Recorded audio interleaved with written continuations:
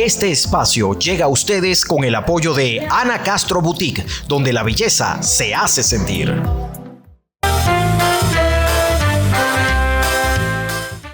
Muy buenos días, buenas tardes, buenas noches, donde quiera que estén. Volvemos a la tertulia del martes. Les habla su anfitriona María Victoria Cristancho. En esta tertulia vamos a ver, tratar de definir de intelectualidad, escritura, periodismo, polémica, ¿qué? Tertuliero, eso y mucho más. Y es que el personaje que nos acompaña hoy resume eso y muchísimo más. Se trata de Juan Toledo. Bienvenido a la tertulia del martes, Juan. Bueno, gracias por la invitación. Bueno, Juan, a los amigos tertulieros les contamos. Juan vive en el Reino Unido, es colombiano, bogotano. Aquí en el Reino Unido tiene varios puntos de acción. Es educador, es filósofo, se puede decir, sí. Bueno, Periodista, estudié filosofía. escritor, cuentista sin igual y un gran conversador. ¿Qué más puedo decir? Mejor porque No tú no sé, dices. hago unos huevos revueltos bastante buenos. A ver. Entonces, ¿por qué no nos cuentas más bien quién es Juan Toledo? Ah, puf, no, es una invención que yo tenía en la cabeza. Yo vivía en Bogotá y siempre tuve una inclinación por la estética británica. Empecé por el rock, soy rockero, me gusta el rock. Hoy en día soy ecléctico como todos los demás. La edad lo vuelve a uno ecléctico. Me parece que la edad una de las pocas cosas buenas de la edad es que le amplía a uno el paladar y el oído. Mm. Le gusta a uno más comida y más música, entonces escucho de todo ya, desde tango hasta Bach y hasta Brahms, lo que sea, y Rachmaninoff si lo quieres, no es que sea un experto en música clásica, pero la escucho de vez en cuando. Pero el rock era lo que era lo mío. Y me crié con una dieta de Led Zeppelin y Black Sabbath y Rolling Stones y también mirando series de televisión como The Avengers, con Patrick McNee y Diana Rigg. Diana Rigg fue mi primer amor. Tenía una foto de ella en mi habitación en Bogotá. Ella en el Catsuit. Yo no sé si tú conoces, si la gente conoce esa serie de televisión clásica ya. Y siempre tuve una inclinación por lo británico, no sé por qué. Iba al Consejo Británico de Bogotá, a la sede del Consejo Británico de Bogotá, a ver películas inglesas y todo. Y fui, primero viví en los Estados Unidos por un tiempo, en Miami, que eso no Vivir es en Estados Unidos. Latinoamérica. Miami es la mejor ciudad latinoamericana, sí, la ciudad donde, y particularmente los latinoamericanos que no pagan impuestos se van a vivir allá. Y, y no, eso fue, básicamente había más cultura en Bogotá, 10 veces más cultura en Bogotá que la que había en Miami cuando yo viví en Miami. Tampoco sé, creo que haya mucha cultura todavía en Miami, pero ha mejorado. Sé que ha mejorado. No he estado hace muchos años, no he visitado esa ciudad. Y cuando regresé, después decidí venir a Londres a terminar unos estudios de química. Yo había estudiado química, empecé a estudiar química. Y cuando llegué acá, empecé a estudiar química, pero no me gustó nada, entonces cambié totalmente. Cambié, estudié filosofía y literatura inglesa. Poco a poco me adapté y básicamente yo sabía que cuando llegué aquí no iba a regresar. Yo no venía a aprender el inglés y regresarme a Colombia con un buen inglés. No, yo claramente quería irme. Y ya después de tanto este tiempo terminé trabajando para el Consejo Británico, British Council, y era el único latinoamericano en el British Council a principios de los 90. No sé si la gente conoce el British Council, creo que alguna gente lo Claro que conoce. sí, Claro, Latinoamérica. sí, y que ahora sí, y esas son organizaciones culturales que obviamente que los europeos tienen, no lo tienen los americanos, los europeos lo tienen, ¿no? El Instituto Cervantes, el Instituto Italiano, la Alianza Francesa, el Goethe Institute y también el Consejo Británico. Y era una buena organización, era muy interesante trabajar allá, ¿no? Una cosa cultural, la cultura, la política de la cultura, en cierto modo. Y fue un trabajo en el cual estuve mucho tiempo. Am, no es que hiciera carrera o que hubiera hecho carrera, progresé en algo.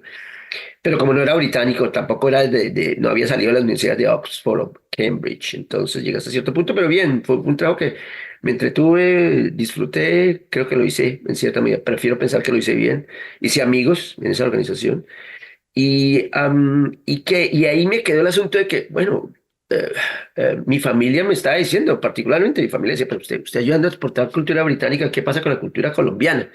Pero lo que pasa era que bueno, yo era colombiano cuando llegué acá, pero yo me volví latinoamericano realmente. Y eso no lo digo yo, solo hice Vargas Llosa, que se volvió latinoamericano en Francia. Es así, no es que no fuera latinoamericano, yo creo que había las cosas latinoamericanas, estaba Borges, estaba Mafalda, estaba Buggy el Aceitoso, habían cosas latinoamericanas que uno sentía, pero realmente no tenía una visión de Latinoamérica como obviamente la tengo ahora. Hoy en día tengo una visión hispanohablante, pero sigo siendo más latinoamericano. Entonces, esta es la historia larga para decir que después de todo ese tiempo empecé a hacer cosas para tratar de, a mi propia manera, en cierto modo, casi como de exorcizar, de expurgar mi propia culpa, o esa lacra cultural de no haber promovido a Latinoamérica. Entonces, empecé por hacer artículos y todo, y hoy en día básicamente edito una revista que se llama Perro Negro, que es bilingüe, y hago unos podcasts en un programa que se llama Artefacto, y eso es lo que hago. Fabuloso. Y lo hago como tiempo libre, porque como tú dices, soy docente, soy maestro de escuela secundaria, soy jefe de departamento en una escuela católica. Eso toca hablar de, si quieres, después en otra entrevista será hablar del Mucho, valor del mucho, mejor dicho, de mucho de dónde. la educación católica en la Gran Bretaña. Sí, mucho de ¿Entiendes? dónde cortar entonces. Sí, hay de dónde cortar, pero sí, pero entonces así ha sido, entonces, y después de todo este tiempo, pero mi vida está acá, me siento un londinense latinoamericano, si lo quieres, con una inclinación por Colombia, por Argentina, mira, llevo la de Argentina, pero también por cualquier país, México, Salvador, Perú, Venezuela, cualquier, pues sí, más latinoamericano. Deberían sacar Sí, entonces el pasaporte latinoamericano. sí, bueno, ahí está el pasaporte latinoamericano, sí, no, ahí está, entonces no tengo, bueno, tengo la nacionalidad británica y el pasaporte colombiano, eso es lo que tengo, pero ahí está. Bueno, mire, Pero sí, pero es interesante, pasaporte latinoamericano, deberíamos tener pasaporte latinoamericano. mire, contigo, a los amigos tertulianos, teníamos, yo pues nos hemos tenido la oportunidad de conversar en diferentes sectores, pero sobre todo la educación y la cultura. Pero ¿por qué no nos cuentas un poco esa parte inicial? Estabas en esta Bogotá, ¿cómo era esa Bogotá tuya? La tuya, o sea, La bien mía. y todo, pero ¿cómo Mm, creciste y Era, tu entorno? era más fea. Yo crecí en una casa era una clase media, no era muy adinerada. De hecho, mi madre que era un poco arribista y pensaba que las buenas compañías iban a tener buenos resultados, nos mandó a un colegio de dominicos, el Santo Tomás de Aquino. Y era un colegio privado que mi familia no podía pagar, mi familia, y yo conseguí media beca, recuerdo eso. Y yo soy el menor de 5 hijos. Y todo mi hermano, tengo un hermano y tengo 3 hermanas. Mis hermanas todas estudiaron en el mismo colegio eucarístico. Y yo estudié y mi hermano empezó y terminó en Santo Tomás. Yo fui el único que no terminé. Yo tuve que cambiar de escuela, pero tuve que cambiar de escuela porque me quitaron la media beca. Yo era buen estudiante, pero la disciplina no era muy buena. No fue muy buena. Bueno, Hubo un no aspecto, eres. no era mal disciplinado. Lo que pasó fue que, ah, si voy a ser completamente honesto, retrospectivamente lo pensé, lo he pensado, bueno, ya cuando uno empieza a pensar en las cosas de niño adolescente, yo tenía 12 años y yo creo que lo que yo presentía era ese tipo de, esa pedastería que es tan común ha sido tan común dentro de la religión y particularmente en el catolicismo, ¿no? Y había algo de eso en eso. Yo creo que mi forma de revelarme fue escribiendo ciertos mensajes en el tablero al final del año con 2 colegas, con los 2 amigos más de secundaria. Era un colegio solo de varones. Tampoco era que estaba muy feliz porque no jugaba muy bien el fútbol, no era fantástico.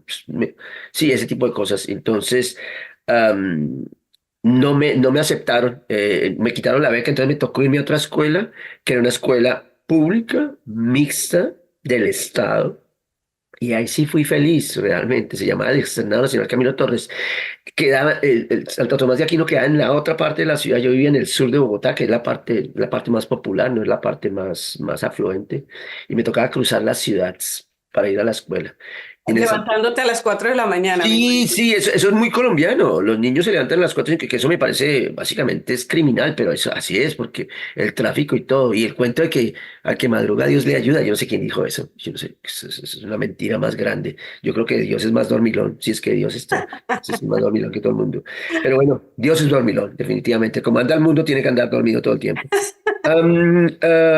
¿Qué te iba a decir? Entonces me cambié a una escuela que queda en el centro de la ciudad y me cambió y ahí ya empecé a tener otro tipo de amigos y era más como de mi clase social, estaba en el centro de la ciudad y empecé a disfrutar un poco la ciudad, un poco más. Entonces la ciudad de Bogotá eran los discos de música rock de la calle 19 que se veían en casetas, que eran los discos importados. Y yo empecé a trabajar solo con el propósito de comprar acetatos de vinilos y yo hice mi pequeña colección de música, me gustaba la música y todo y empecé yo quería, esa es otra historia, quería yo estudiar historia del arte cuando salí y mi padre me dijo, tenía toda la razón, me dijo, ¿usted para qué estudiar historia del arte? ¿No? Entonces, ¿qué contactos tiene? Usted no puede vivir con un título de historia del arte, uno necesita conexiones y dinero para hacer eso acá, en un país como Colombia donde no hay crítica de arte porque todavía no la hay.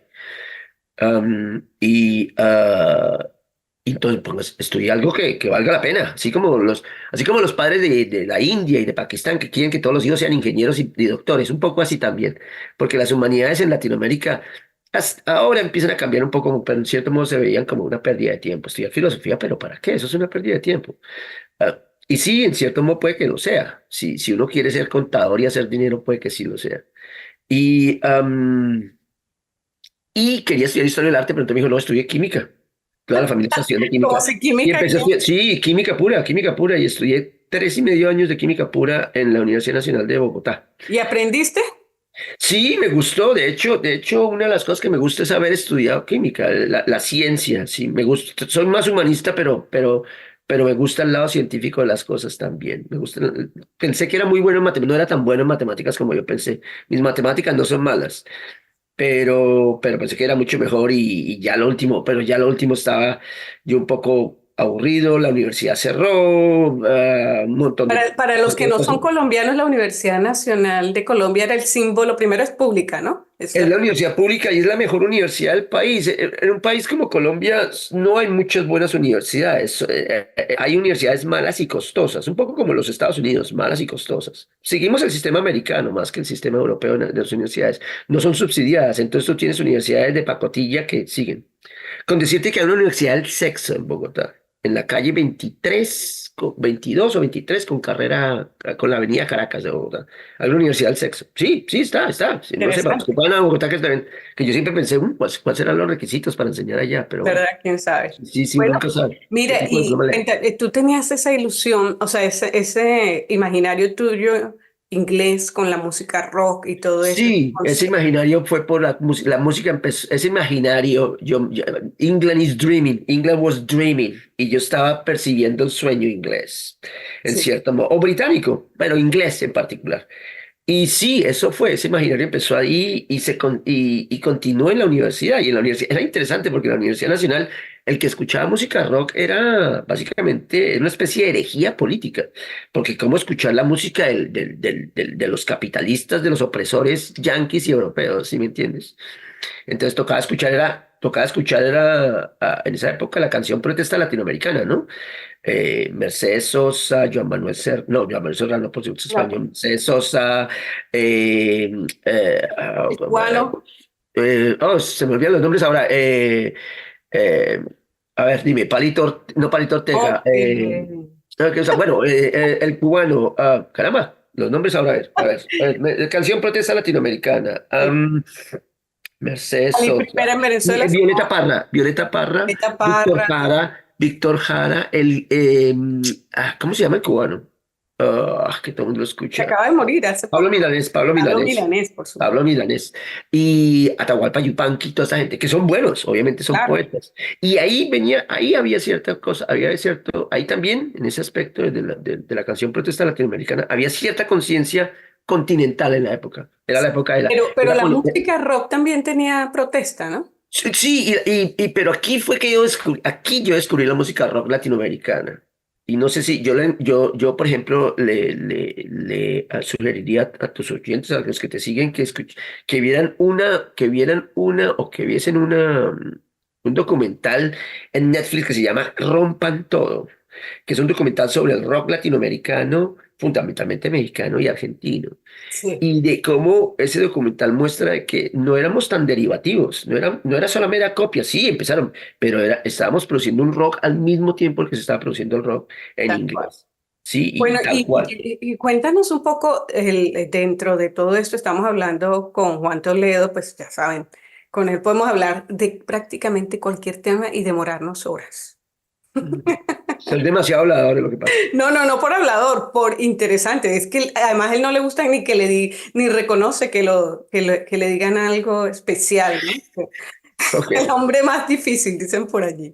Pero mira, Juan, llegas al Reino Unido, supongo que a Londres. ¿Te acuerdas de ese día? Sí, sí, recuerdo. Mira, esa es otra cosa interesante. Yo viajé por barco. Mi familia no quería que yo me viniera. Mi padre citó a García Márquez, recuerdo, porque yo después descubrí eso. Usted se va a Inglaterra a limpiar la basura de los ingleses como hacen los hindúes, me dijo mi padre. Ellos no querían que yo me viniera. ¿A hacer qué? Y no me dieron ni un peso, literalmente ni un peso para que yo viajara. Y yo conseguí una, un trabajo enseñando castellano a una tripulación inglesa, los que hablan inglés, en un barco de la flota mercante Gran Colombiana.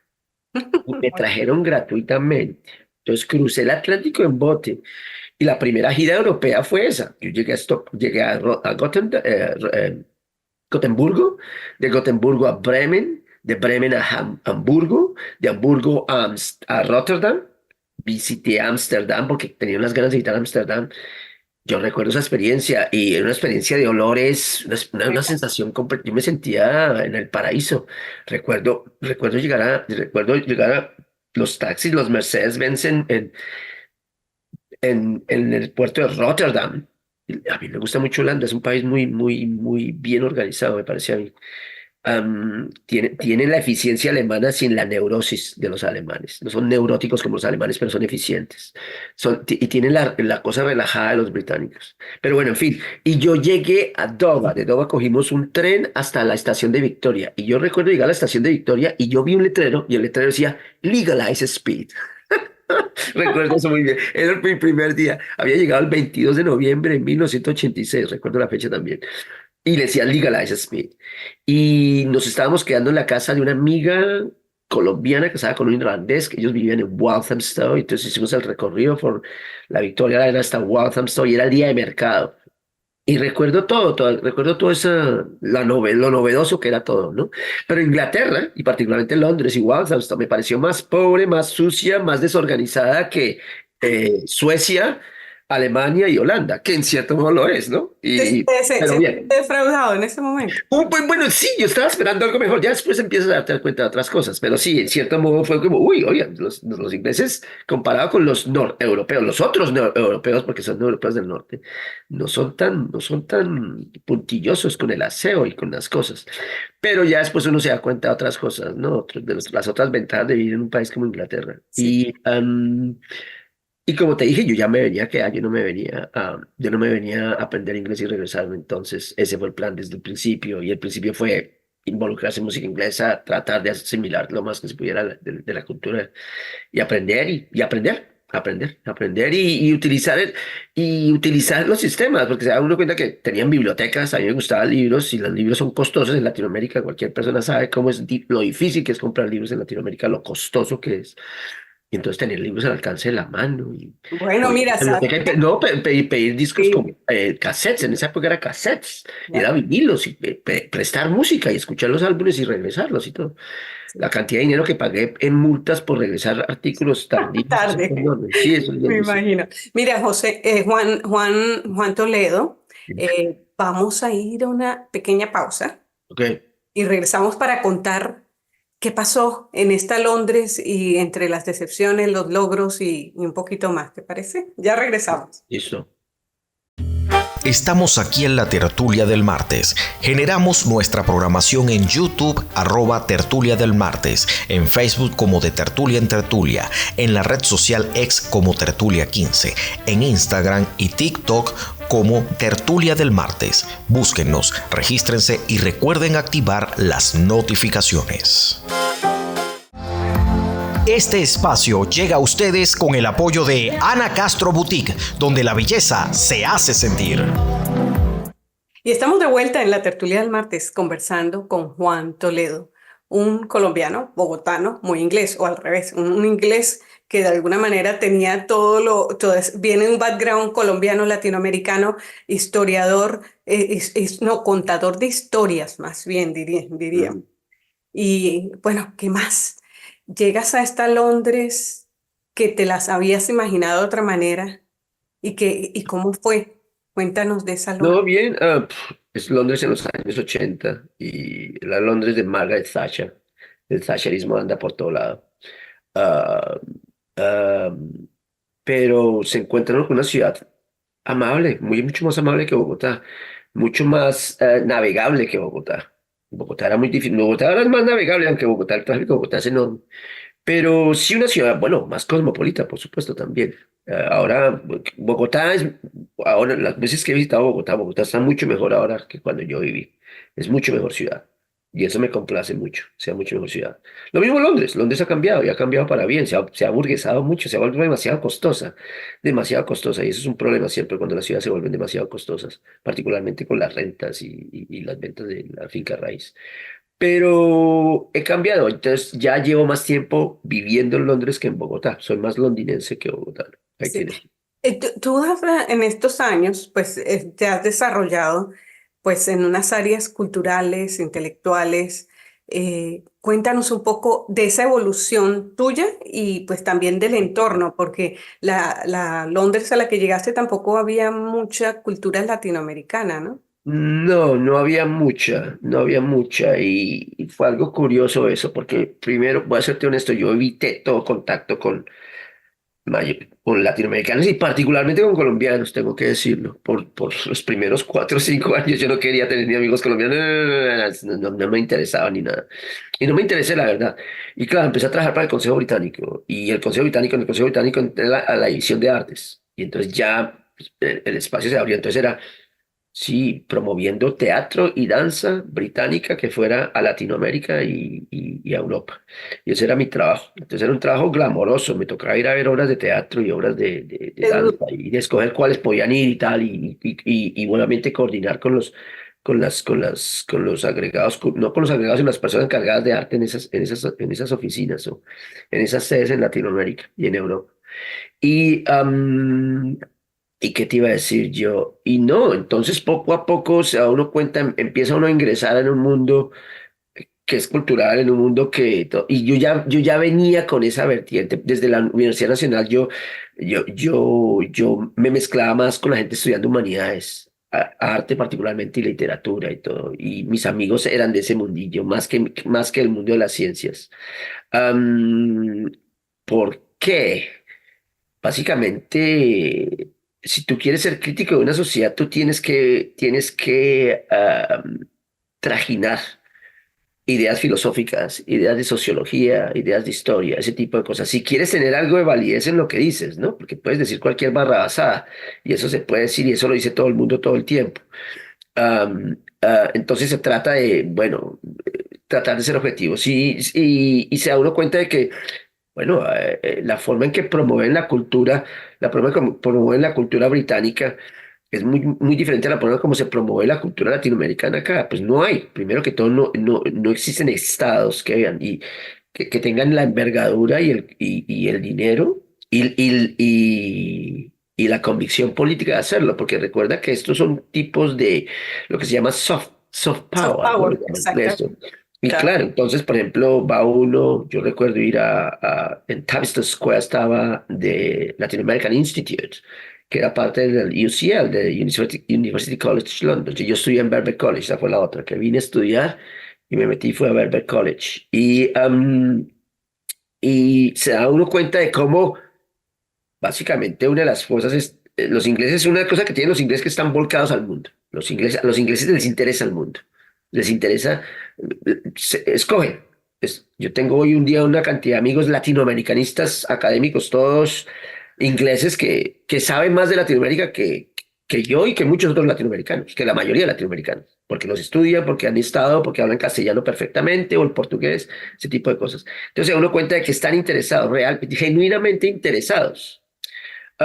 Nosotros no estamos tan genuinamente interesados en Europa. Nosotros vemos a Europa como o los Estados Unidos como con una admiración en cierto modo medio, ¿cómo? ¿Qué es la palabra que yo estaba buscando?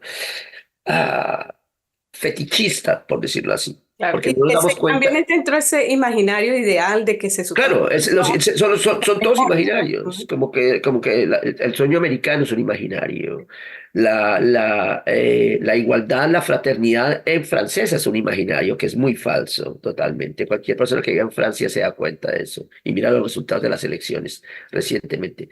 Todos los imaginarios son estereotipos y esos estereotipos sí, existen y esos estereotipos la gente se pega de eso, son las narrativas comunes de la gente, pero son las narrativas comunes de la gente que o no lee o no les interesa pensar en el mundo más allá de lo que ven o que otras personas les cuentan, no sé, ¿Y me cuándo parece. empezaste a escribir? ¿Cuándo se convirtió la escritura en parte Aquí, no allá, aquí porque cuando estudié en Latinoamérica, yo tuve, mira, por ejemplo, en el Camilo Torres, tuve un profesor Pérez de castellano, aún lo recuerdo, un buen profesor, muy bueno. Y fue de las primeras personas que me pusieron a leer, me recuerdo leer los libros que me dio el profesor Pérez a leer. Yo leí Enrique Javier Porcela y La Tornedio, es un libro que anticipa a Rayuela en tener los capítulos desordenados. Él me dio a leer La María, que yo no la sabía, La María, que es una novela clásica colombiana, romanticismo tardío colombiano. Y ¿qué más me dio a leer? Me dio a leer Conrads y ese tipo de cosas. Y no era porque quería, era porque yo le decía, bueno, ¿qué leo? Y me lea esto. Y eran libros cortitos, libros cortos que se los leía uno en castellano. Pero yo nunca escribí un ensayo. Entonces llegué acá y estudié química por 6 meses, me salí de la química, no me gustó nada y me metí a estudiar filosofía y literatura inglesa. Y mi familia todavía está diciendo que por qué estaba haciendo yo con mi vida, que qué hacía, pero yo hacía, bueno, que no sabía lo que iba a hacer realmente. Y ahí me tocó aprender a escribir ensayos en inglés, eso fue bastante duro. No había internet, recuerdo por ejemplo escribir Ay, sí ensayos sobre tenías que poesía. trabajar. Sí, era diccionarios que todavía tengo en casa, los Oxford, sí, diccionarios, particularmente escribir ensayos sobre T.S. Eliot y todo, y mi gusto por la poesía y todo. Había empezado en Colombia, yo había conocido a Baudelaire por los amigos de la universidad que estudiaban artes, Baudelaire, León de Graves, los que uno más o menos leía. Aquí ya se amplió un poco las cosas, ¿no? Pero aquí fue donde empecé yo a pensar en la escritura y empecé a pensar en la literatura como un ejercicio crítico de la vida y de la sociedad. Yo lo veo así. Tú Sí. puedes llamar marxista si lo quieres, pero veo que la literatura tiene fundamentalmente un oficio y ¿cómo decirte? Y un papel bastante importante dentro de las sociedades, dentro de la nuestra también. ¿Y hoy qué lees? Leo de todo, pero leo bastante ficción en este momento. Hoy, por ejemplo, antes de aquí, acabo de terminar el último libro de Gabriel García Márquez esta ¿En mañana. Se agosto nos lee de un vemos? tiro, se lee de un tiro, se lee en 2 horas, 2 horas y media, algo así. Bueno, la verdad es que no lo esperaba que fuera tan bueno. No es, obviamente, de pronto Es es el que mejor, el libro con el cual empezar a leer a él. Obviamente ya estaba sufriendo de Alzheimer, de demencia y todo, pero la esencia del hombre sí, y es jocoso y es entretenido. Hay cosas que uno dice, empezando por el título, Nos vemos en agosto, es un título que es, no, y en García agosto Márquez, nos vemos. pero No tengo nos que vemos decir, en agosto, perdona, es en agosto nos vemos. en agosto nos vemos, perdona, en agosto nos vemos, sí, en agosto nos vemos, nos vemos en agosto y en agosto nos vemos, que son títulos que yo pensé, ese título no es de Márquez, Márquez nunca lo había puesto un título, pero bueno, Interesante ese título, ¿no? Porque es al revés. Nosotros decimos nos vemos en agosto. en agosto, bueno, sí, bueno, Para empezar, esa es sí, una... eso. Pero, ¿cómo decirte? La esencia de Márquez está ahí. Y bueno, y mira, por ejemplo, Márquez es alguien que yo había leído a Cortázar, y Cortázar era mi ídolo. Ahí está, Cortázar lo leí en Colombia, leí a Benedetti en Colombia también, a los argentinos particularmente. Pero aquí fue que empecé a leer a García Márquez, El Quijote, los mexicanos, aquí fue que donde se amplió la cosa. Pero no sé si fue por mi casa, no sé si fue por una cosa estética, pero a mí me gustaban Borges lo leí en Colombia por primera vez y no lo entendí en absoluto. Leí las otras Inquisiciones, y yo, pues, ¿esto qué es? Y después Borges fue acá. Entonces, el descubrimiento ha sido acá. fundamentalmente. La respuesta corta a ti fue acá y acá fue donde empecé a escribir. Y Y a la escribir ensayos. curiosidad, ¿Cómo ¿inglés o dices? español? ¿Cómo? La lectura, ¿inglés o español? En ambos idiomas. Y también en italiano, leo también en italiano. Y puedo leer en francés. No, no soy mal lector, lo puedo leer libros en francés. No lo hablo, lo hablo mal. Lo hablo, puedo conversar un poco, pero lo hablo, pero puedo leer, sí. Entonces trato de leer en idiomas, sí. Bueno, trato de leer en original, sí puedo. Sí, Sí. sí puedo. Ahora, No es que hable muchos, no es que hable muchos, pero puedo leer en tres o cómo cuatro es idiomas. esa combinación del trabajo? ¿Cómo logras pues, ensalzar cada cosa maravillosa que haces de escritura, de... No, bueno, lo maravilloso eres que tú eres muy amable, pero no sé si sea tan maravilloso. No, es una forma de complementar. Soy maestro de escuela, soy maestro de escuela secundaria. Mi papel mi papel es enseñarle a los niños a los niños y a los adolescentes, ya que hay ingleses y no ingleses o inclusive latinoamericanos, porque hay latinoamericanos. Enseño en una escuela católica, eso es importante. Entonces, hay muchos polacos, hay muchos latinoamericanos que son católicos que pueden ir a las iglesias. Pero entonces mi papel es enseñarles que el gusto y el conocimiento por el castellano. Y yo creo que el castellano es un idioma tan bello, tan precioso, y es un idioma fácil de aprender también, es un idioma funcional, pero no se trata solo de sacar buenas notas, sino de que estudien. Y, y eso después de trabajar en el Consejo Británico exportando cultura británica, te cuento que este trabajo de profesor me da mucho más placer que el que me dio el Consejo Británico nunca más. Es un trabajo duro, tosudo, es un trabajo que cualquier persona, que mucha gente, no sé, muchas personas de pronto que te siguen saben de eso o lo ejercen como trabajo. Pero es un trabajo que tiene sus gratificaciones y la gratificación es la relación que tiene uno con gente joven. Y es un trabajo que te vuelve optimista. Yo soy muy optimista con la gente joven. Esa idea de que el pasado fue mejor, de que nuestra educación fue mejor. No, no, no, no, no. La educación es mejor ahora que hoy en día, nunca antes. La idea de que el pasado fue mejor es una falacia. El presente es más complejo, mucho más complejo, porque somos más conscientes de muchas cosas, pero es mejor que el pasado. ¿Y qué piensas de, bueno, dentro de ese pasado y presente y futuro, la inteligencia artificial? Llegará el momento en que tocará legislar sobre eso. Hay gente, es una especie de fetichismo cuasi religioso el de la tecnología que viene fundamentalmente de California. Y recuerda que California es el sitio de las nuevas religiones. Allá te meten de todo, desde cientología y todo. Mira eso, cientología, ese cuento de tal. Bueno, perdona, como soy un ateo, entonces, soy ateo, entonces imagínate cómo va a pensar de ese tipo de cosas. Pero entonces sí, los gurús de la tecnología, la gente que nos dice que la tecnología nos va a salvar. Y sí, el problema con la tecnología es que la tecnología es neutral en sí misma, es el uso que le damos a la tecnología. La inteligencia artificial, yo creo que va a haber un problema enorme ahí, porque entonces eso de lo que llaman las noticias falsas, la falsedad, el falsificar la realidad. Y una realidad que te muestra de una manera, eso va a ser una cosa muy común y lo están haciendo, eso lo hacen los gobiernos, eso lo hace Rusia, eso lo hace China, eso lo hace un montón de gente. Lo hizo hasta el Vaticano. Sí, eso todo el mundo lo hace, todo el mundo lo está haciendo. ¿Viste al Papa hablando lo llevaron al Congreso, a la reunión del G7, del grupo de grandes países, con un oleograma de él hablándole a la... Bueno, ahí está. Bueno, ahí tienes a ABBA. No tienes a ABBA, la gente Ah, pagando cuánto dinero por ver un holograma de ABBA, sí. Eso es así, sí. sí. Sí, la vida virtual, eso es la virtualidad, ¿no? Borges habla de eso. Hay una novela que se llama Debió y casar, se llama La inversión de Morel. Entonces, para que la lean. Una novela escrita en el año 1900, oh, caramba, ¿qué es años? 40, 42, 43. Para que lo lean. Es una novela cortita, se lee y ahí está. Inteligencia artificial, hologramas, la realidad, una realidad virtual creada. Eso ya estamos en esos, pero el problema es el problema, el uso político, el uso social que se le da a eso, ese tipo de cosas. El que las máquinas reemplazándonos completamente. Además hay un problema. Si dependemos mucho de la tecnología, entonces la tecnología a sacar, ¿cómo decirte? A tomar decisiones por nosotros. Hay una película para hablar de cosas culturales, que el arte siempre lo hace, el arte siempre anticipa cosas, siempre. Y la literatura lo hace antes que cualquier otro. Pues ahí viene el Sí, asunto de la literatura. están, Siempre anticipa, sí. hay miles de ejemplos, ¿no? Siempre está primero en la literatura, después el cine o algo así. Pero hay una película que se llama 2001, Odisea Espacial, de Stanley Kubrick. Es una película sobre inteligencia artificial y de cómo un robot, en cierto modo, empieza a controlar los destinos de unos astronautas y todo esto. Ahí tienes todo. Increíble. Ahora, Entonces, no, pues imagínate con un mundo lleno de cabezas nucleares, con arsenal nucleares y con cohetes listos para ser disparados. La inteligencia artificial, ya, ya, ya, sí. hay más de un apocalíptico, hay más de un apocalíptico que le gustaría haber destruido el mundo. Hay más de un apocalíptico. Recuerda que la historia del fin del mundo es una historia que se ha dado desde que el mundo existe, y particularmente la religión, ¿no? El Claro. punto de que el mundo se va a acabar y que y los religiosos, y la gente que es religiosa, bastante religiosa, piensa en esto, de que vamos a vivir en un mundo mejor, de que este mundo no vale la pena, el que vale la pena es el mundo metafísico del más allá.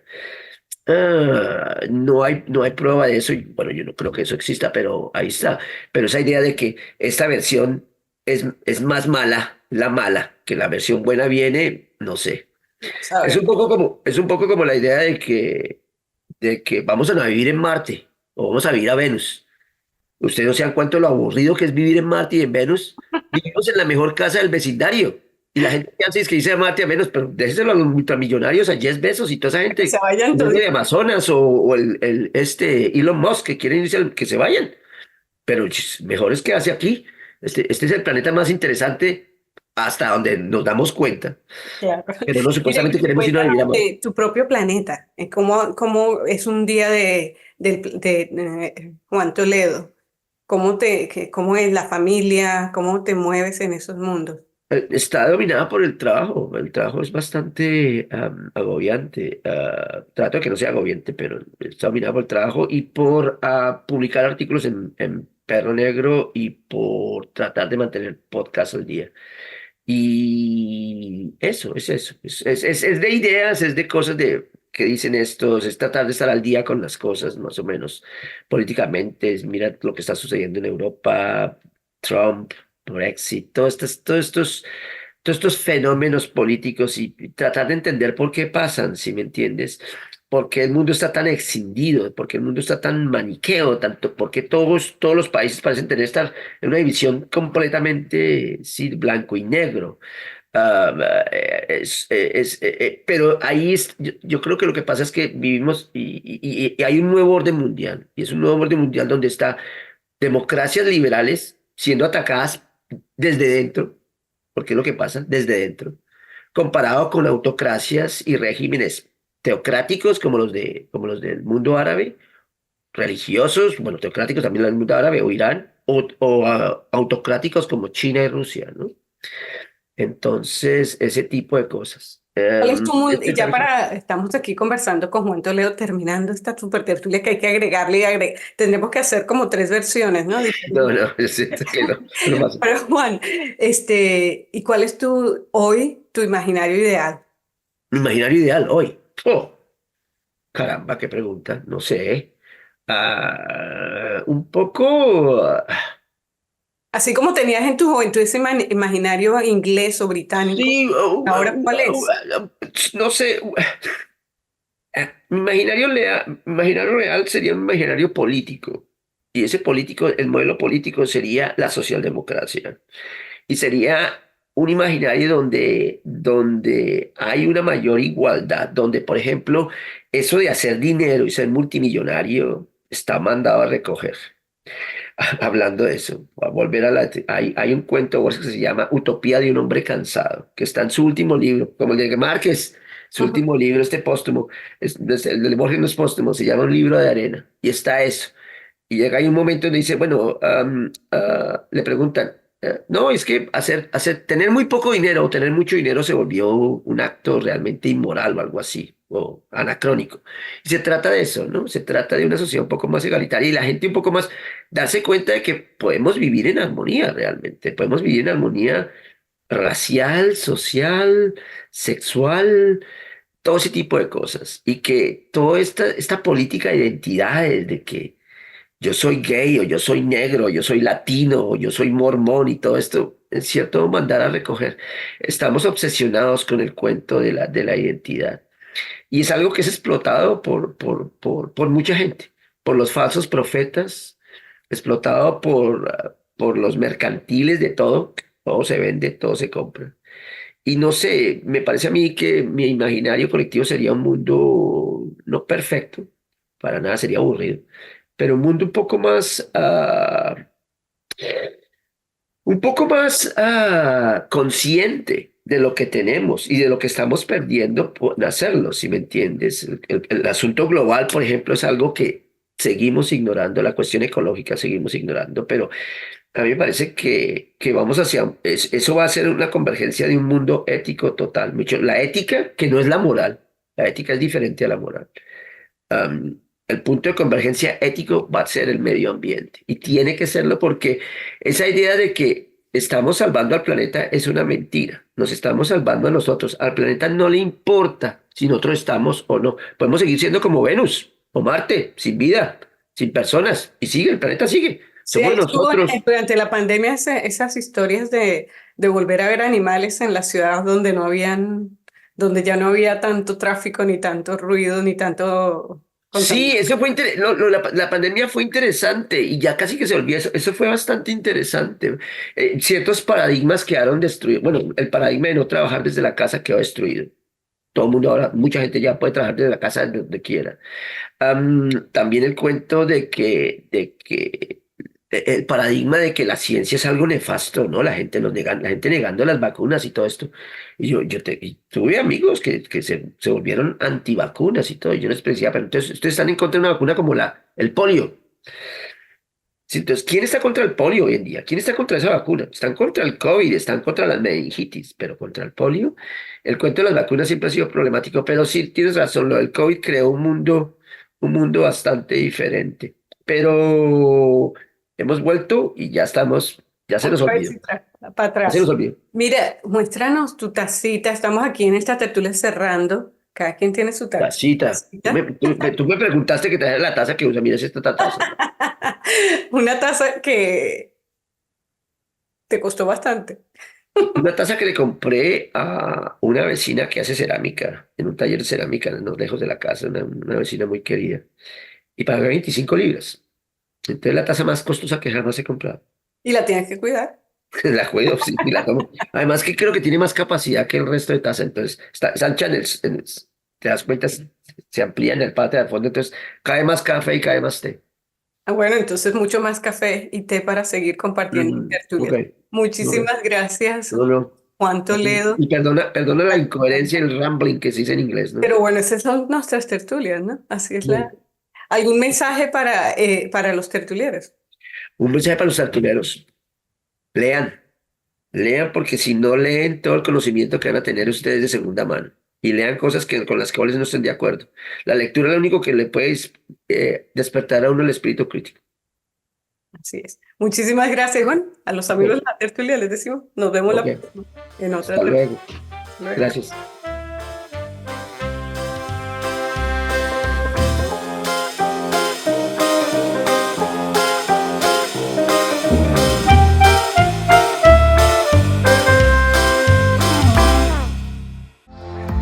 Este espacio llega a ustedes con el apoyo de Ana Castro Boutique, donde la belleza se hace sentir.